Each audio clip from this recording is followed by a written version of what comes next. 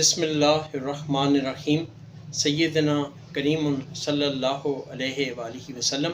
मैं हूँ homeopathic doctor Zafar Hamid Malik. अल्हम्दुलिल्लाह पिछले 20 साल से अटक में कामयाब प्रैक्टिस कर रहा हूँ। आप अपनी बीमारी के लिए मुझसे व्हाट्सएप पे रब्ता करके नुस्खा लिखवा सकते हैं।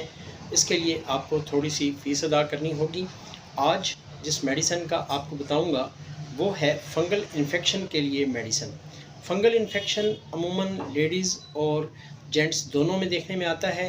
स्पेशल ये अंडर आर्म्स के नीचे या अंडर थाइज़ के नीचे ये होता है और इसमें बहुत सख्त खारिश आती है। और इसके लिए जो मेडिसिन मैं अपने क्लिनिक पे यूज़ करता हूँ वो है आर्सेनिक एल्बम। आर्सेनिक एल्बम आपने लेनी है 30 की पोटेंसी में।